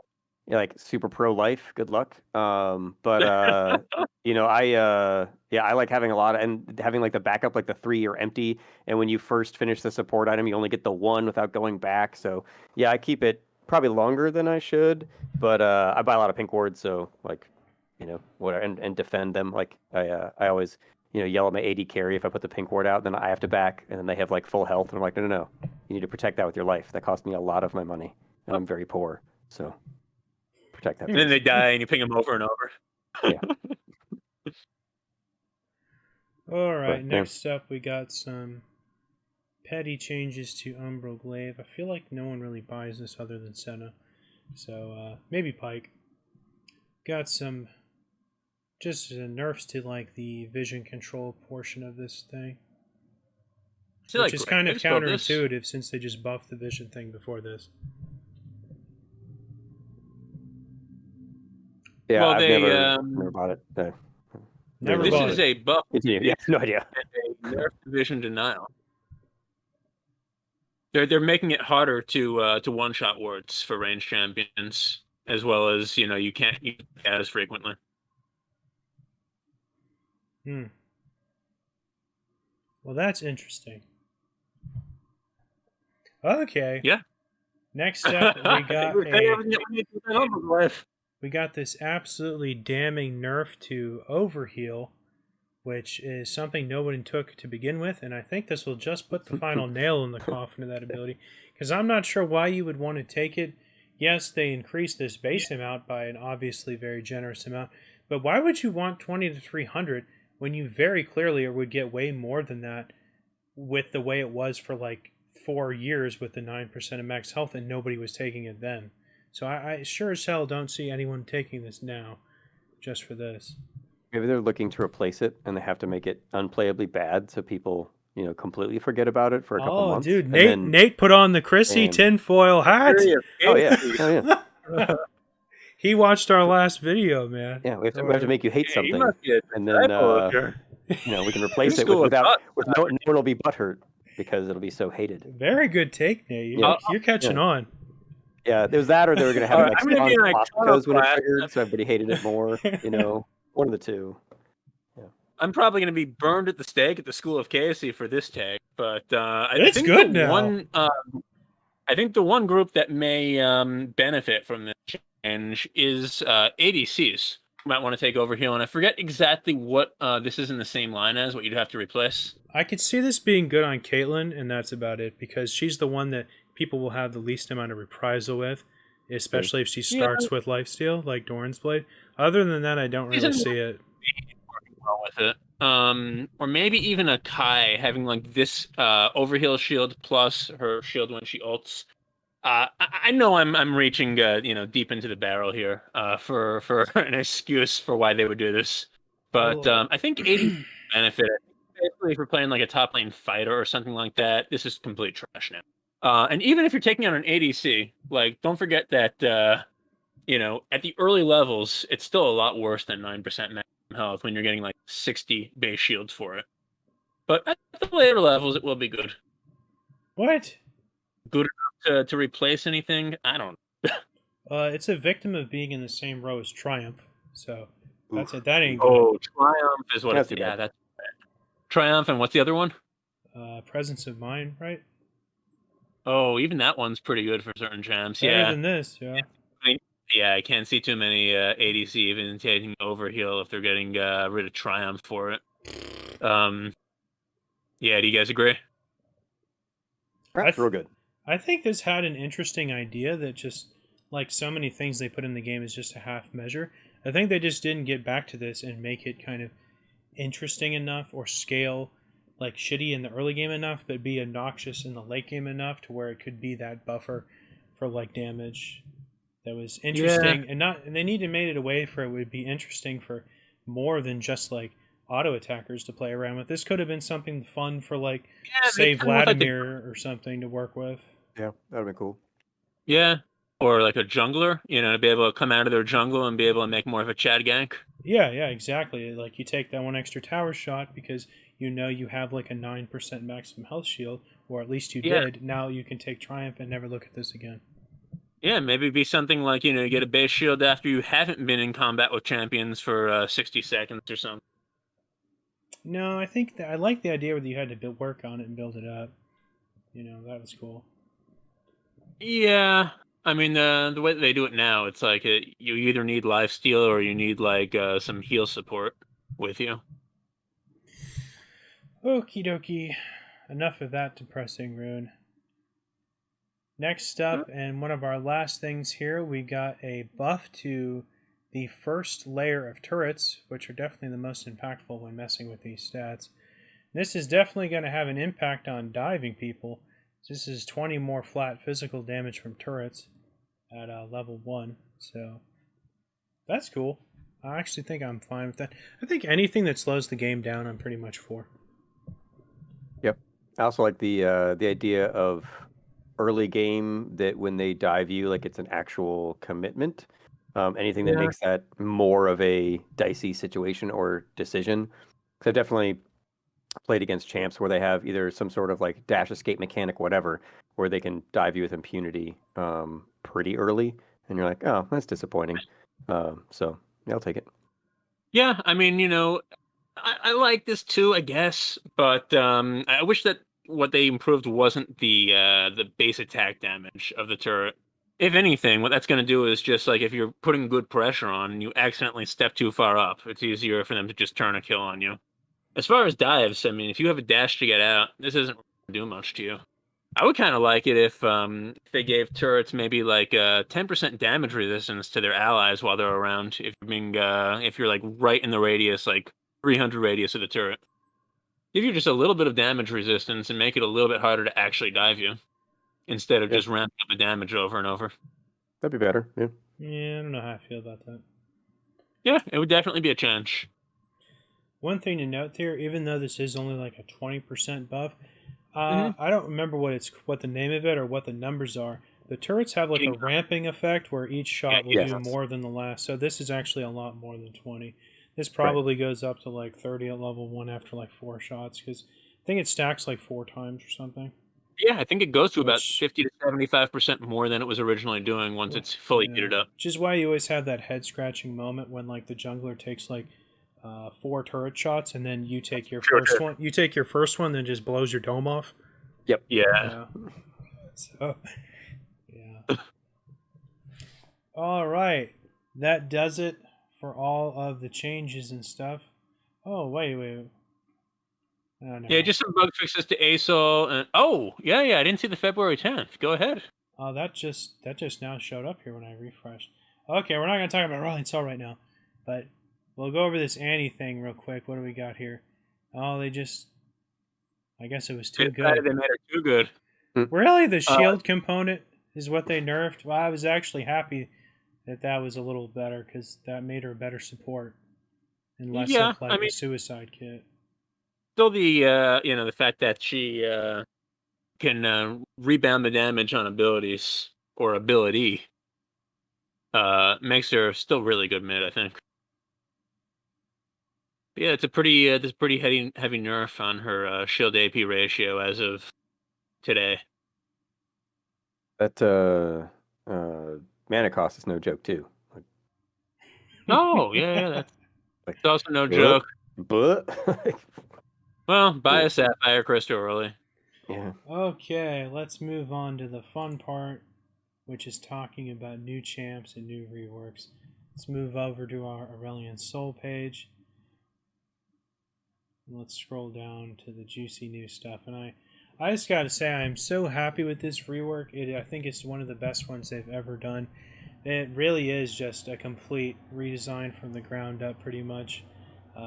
He didn't get a new model, strangely, or a new voice actor or anything like that, like most reworks of this magnitude. But this is like such a huge change in playstyle that he got from this. Let's hop right into it. I'm not really going to talk about his passive so much because essentially his passive merely states how his stacking mechanic affects his other abilities. So I think the best thing to do, we'll just start with his Q and then we'll just talk about how his passive works into it. Mhm. All right. First up, we got his kind of like a Rumble Q, but way better. Man, I was having so much fun messing with this in the practice tool, and I already found something like broken that you can do with it. If you can actually toggle this like super fast, off and on, and you can instantly stack Conqueror in like a second if you just toggle it on and off really fast. That's I crazy. don't know if that's a bug or not. It's probably a bug. You can instantly stack Conqueror in like a second or two with it. It's pretty funny. Anyway, this thing is really intuitive. It basically follows the enemy champion to a certain degree, a little bit, and it's just really good. The big thing I see when I look at this is how core Ryla's Crystal Scepter is going to be with his kit now. Now that he has all these things where it's important to keep them like stationary-ish. In the spot. Yeah, in the sweet spots and stuff. And this thing is just so much fun. Uh-huh. It's just fun to play. It looks awesome. It's super cool. Lasts It's almost forever. a little Vel'Kozolt, yeah. Say that again? It's almost like a little mini Vel'Kozolt, like a little keychain Vel'Kozolt. Yeah, kind of. Yeah, a little bit. And the bonus he gets from collecting the Stardust just increases the max health shred. And I think you can very easily expect this to get to at least 10% of like someone's max health. and that's like every second. Like Yeah, I It mean, does- this is hitting yeah. times per second on the numbers that you see. It does like really you can't weak like frighten it. yeah, it does really Yeah. weak like periodic damage, and then every second it'll do like a burst damage, and they're both pretty good though. What do you think of the fire breath, Nate? I think it looks awesome. I like it because the range is like feels appropriate. That like if they don't land it close to you, you can get out of it pretty quick. Type game like the I don't know 10 Aurelion Souls I've seen because every single game has one. If somebody bans them, the game just gets remade immediately. So I will say that I saw him as a support once, and he wasn't a very good support. Like his play style, maybe that champ could be a support someday. I don't know, but I'm pretty sure that with how fast the tiny numbers tick from the beam, that you can get all of your support item money from the like mage support item in one beam, like at a go. Kind of like if you brand somebody, like the ticking damage just gives you like They all the changed that a money. few years ago, actually. There are certain things like brand that they'll let it tick twice, Sure. but in general, it reads damaging them with an attack or an ability, and basically each ability It's cast. limited to one. Each ability cast exactly is limited to one tick for the spell usage. I hope that's true with his breath weapon, because it's Yeah. very easy to randomly hit people with it. One thing to take away is just how incredibly integral stacking the Stardust is to his kit. I feel like it won't actually be enough for you to be really fed and to have a lot of AP on him. You're really going to need to have like 3, 4, 500 of this Stardust to make a difference. Those are kind of my estimates based on playing around with him. And if you're like constantly under duress, you're going to have a lot of hard time like farming with your E, which is kind of like his tool is to try to last hit the minion waves with his E, because everything that dies inside of his E, he gets like X amount of Stardust based on what it is. Mm-hmm. And this, you just have to keep tagging them, keeping them in there, and you get one for every second they're in there. Yeah, But, as much as like you've seen a lot of ASOL in the Rift, like I was hoping to see a lot in the last couple of days and really get a good sense. I saw more Cassinan than ASOL. I did see 2 ASOL games, and I think in one game he got to about 500 stacks in 30 minutes. And spoiler alert, like he was 1v4 just blowing our team away. There was nothing we could do. And the other one, he was only about 250 stacks in 30 minutes and pretty much fed, and his whole team was screaming at him. yeah, my immediate takeaway is I think he's actually going to be a very balanced champion. So I think he's going to have a hard time stacking this against a lot of matchups. And I still think he's kind of going to be a really weak laner like he was before. I don't think he's going to be as bad as he was before, but I don't think his Q is going to like win him the DPS race for quite a while. It's definitely very bad early on. Do you mind if I speak my opinion on that, or should I wait for later? On what? On what you just said. The lane life. Do you think he's Basically, balanced? it's balanced in his overall game sense. Say whatever you want. Yeah, so I feel like he's going to be the new Kale rework. I think balance may not be the issue per se. Like he'll probably have a fair win rate, but I think that he's just gonna have an unhealthy level of how much he warps games with giving the entire other team an advantage early on, especially if you know how to bully him, and then becoming essentially unbeatable if he survives to the late game with a bunch of stacks. I think that was a huge problem with Kale on her rework, and they eventually toned that down, giving her a better early game and a worse late game. I think they are going to have to do that on Soul. I don't really think you can compare the two, because there's definitely a stark lack of uninteractivity in something like Kale, who just stat checks you with nothing but undodgeable auto attacks, versus something like Aurelion Sol, who has all of these like skill shots and abilities and shit like Setup that. abilities, yeah. Kind of drop his AoEs and then just walk away from them. It's not like he needs to like get in close to you and really interact. They're good, but he's definitely not strong enough to just set it and forget it. He's going to be needing to do some work with his Q for sure. When he got to those really high stack levels, he actually was. Until then, sure, he's. And I had like kind of a high, just messing around, hilarious, like stacking his Q up or his passive up to like 600 stacks, and even his like execution threshold on his E, which we'll go over, and it is the most funnest part of his kit, I think, by far. His Q is pretty fun, but executing people with the black hole is fun too. And I could only get that thing up to like 15%, and Urgot's is higher than that. So I think he's going to be pretty balanced in the long run. But let's move on to his W, which is the one part of his kit he retained. And I actually kind of questioned this at first, and I'm like, man, his so lame before. I'm surprised they kept this part of his kit. But I was totally wrong. This is super busted. The way his Q locks onto your ass while he's surfing on this thing is absolutely bananas. Dude, it locks on your ass so hard. If you don't have a movement ability, you're fucked. You're just fucked. So like the drive-by flamethrowering Yeah. of Aurelion Sol. Yeah. Yep. It is stupid good. And it synergizes really well with the Stardust, where it can almost become global once you're in like the hundreds of stacks territory, but it does start off very like only like Zach E size early on. I'm very happy with they actually found a way to make this interesting, and in typical Riot fashion, of course, if you get a takedown, it refreshes, right? Basically. Oh yes. So that's cool. I don't that probably yeah, they probably didn't need to do that. It's already super impactful. If you line this up on someone like Skip in Town, you're just gonna waste him, man. This thing is super effective. Like, it's just hilarious. I was playing against Trundlebot like this whole game, man, and I let him get like a lot of items. He just keeps going, it just keeps shooting because your Q doesn't even time out when you're on this damn thing. So it's just hilarious. This thing's it's just bananas. I am so happy with his rework. It's what he always should have been. You can just feel it. One of the interesting things about this is how the Breath of Light has no cooldown while you're using it. It also doesn't have a cooldown really at rank 3 or rank 5. Rank 5, right. Or maybe it doesn't have a not cooldown. It has no channel timeout.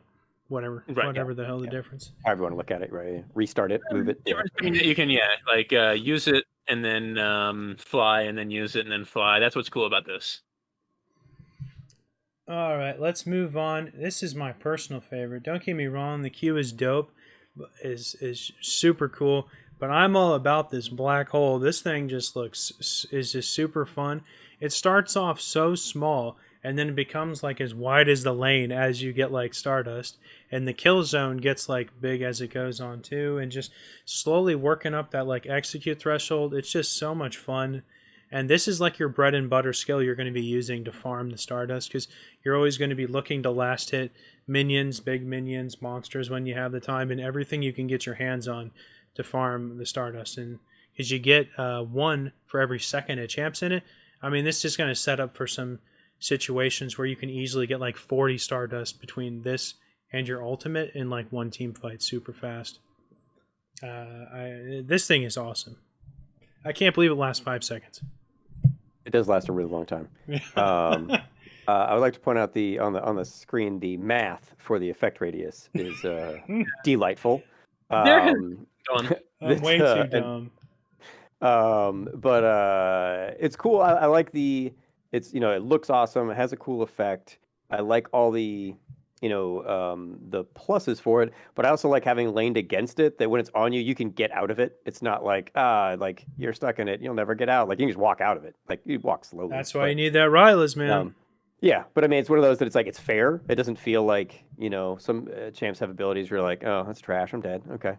That since it's on, a reasonable cooldown, that the fact that you can get out of it without the Rylai's, that obviously slows you down. But I like it. The coolness, the effect, and the fairness was much appreciated as I was walking around with Oriana, throwing balls at him.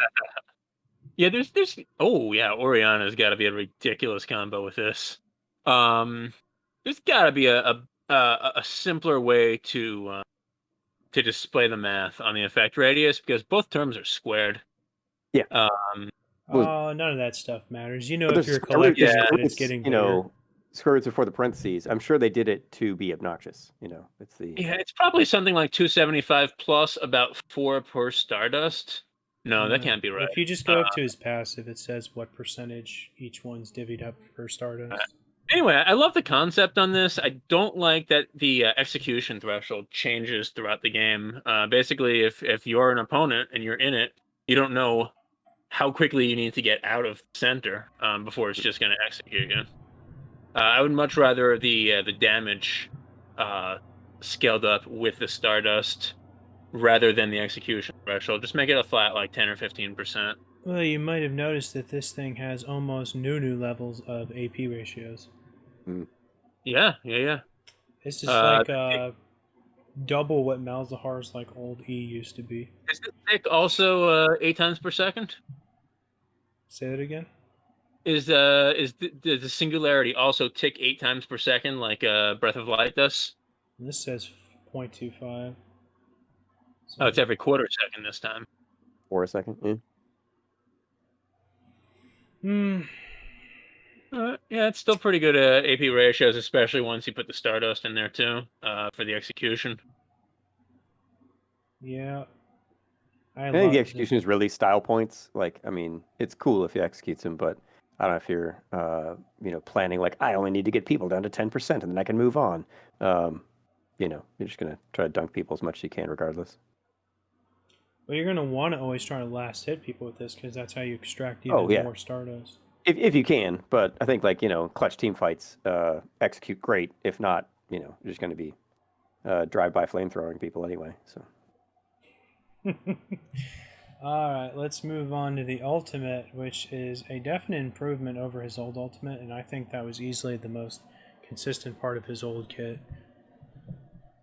This thing is pretty dope too. I thought it would actually end up be doing a little more damage, but it has some CC on it too, so that's really nice. And half the rift. The fact that you can, the size just gets crazy with the Stardust and shit.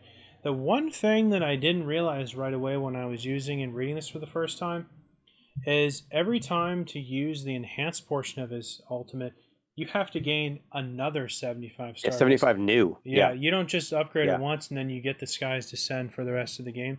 That Right. I felt like I wasn't on too much on board for. I found that I was only able to use it 3 times basically.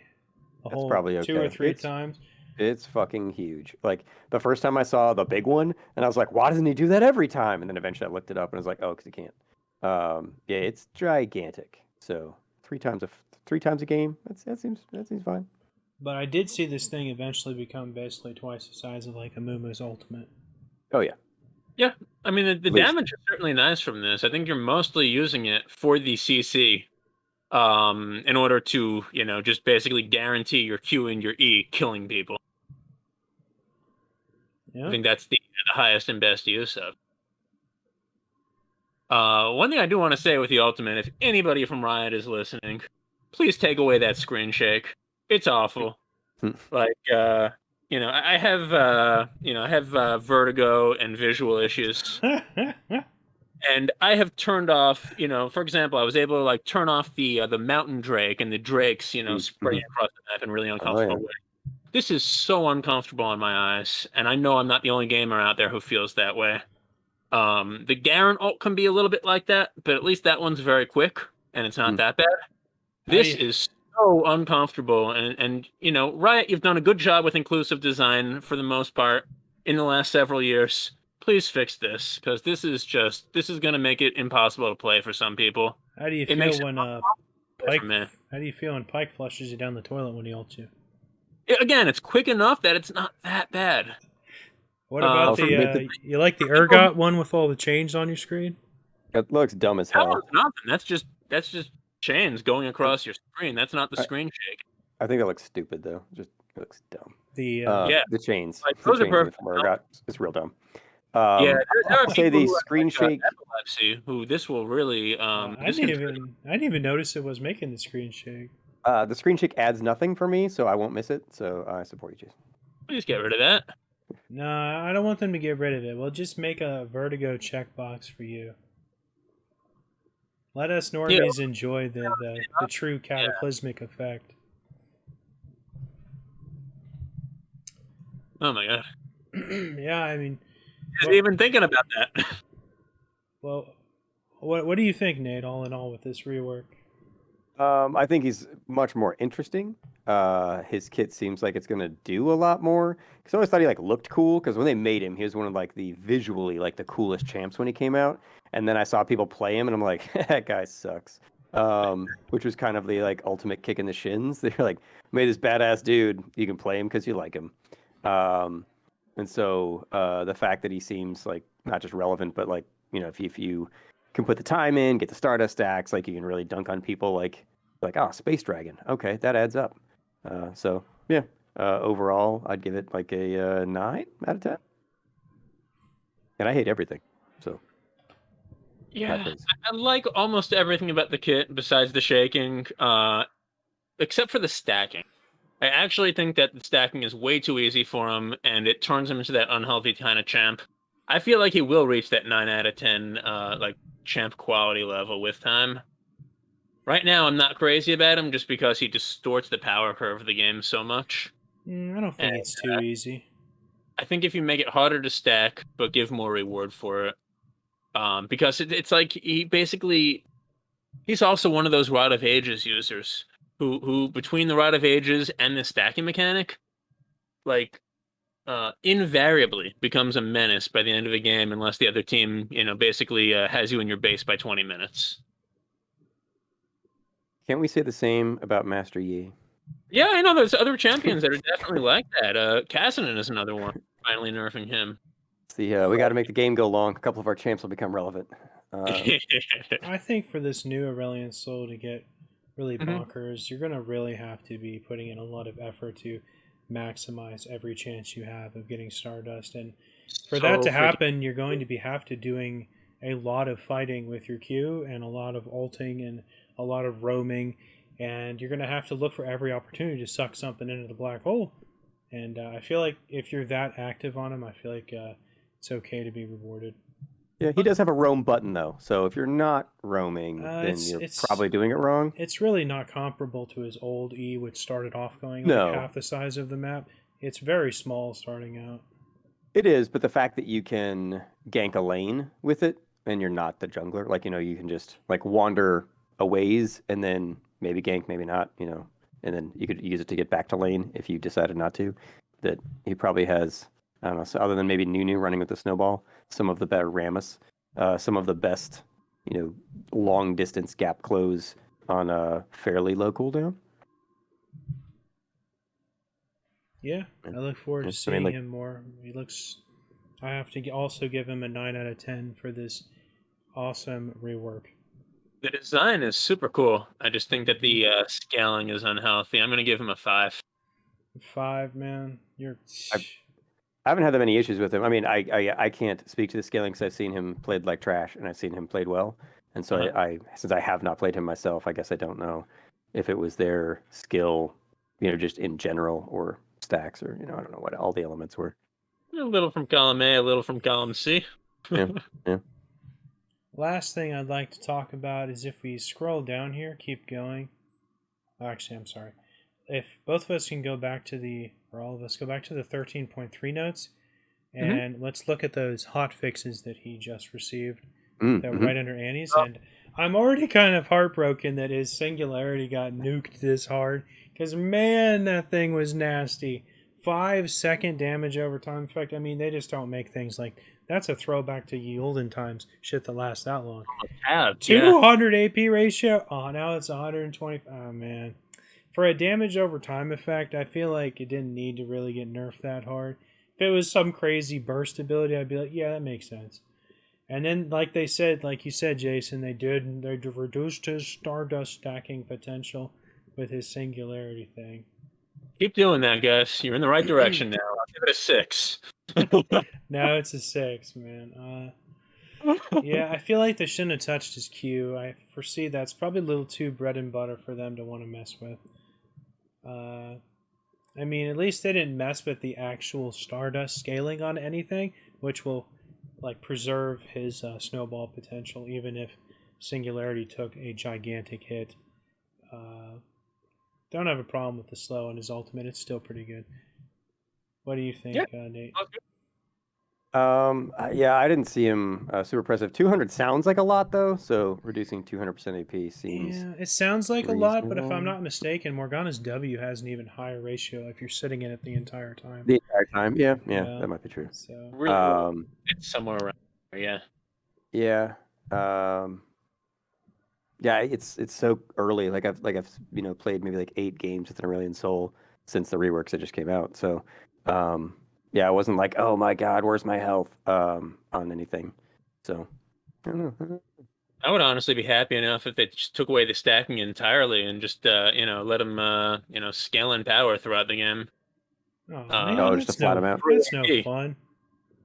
Yeah, his skills are so much fun anyway. I don't think we need the unhealthy stacking, but that's me. I I think hear weird. that's kind. I feel like that's the beauty of it. You don't even really have to go too far out of your way to get stacks of his stuff. You just play him. See, I feel like that's the unhealthiness, though. You're adding a second dimension of scaling where most champs only have one. Yeah, Skill based though. there's lots of There's champions some. that have infinite scaling. Well, they're starting to be, and again, I think that's a design problem in League. Besides one- that, again, they did a great job. On a side question, if you mouse over Breath of Light, what is the icon that precedes the word channels? Channels. I think that's two hands put together as if it's like some ancient ancient Okay. guy channeling something. Okay. I would take lungs or blue ball sack, but I'll take Okay. hands Could because it's also the be least boobs. offensive. Yeah, some rough boobs. Yeah, I Yeah. agree. I think it's like Yeah. a hand. Thank you. They And I they think could it's redraw that a. one. It's like a It's, hand praying in the I think very it's hands, yeah. almost in like a praying or meditating style. the very Praying hands. old form of like the term channeling. Yeah, I'll take that as the answer. But Rito, if you want to not make it look like a ball sack, that'd be great. Hook him When up, you have Rito. time. When you have time, when you get to it.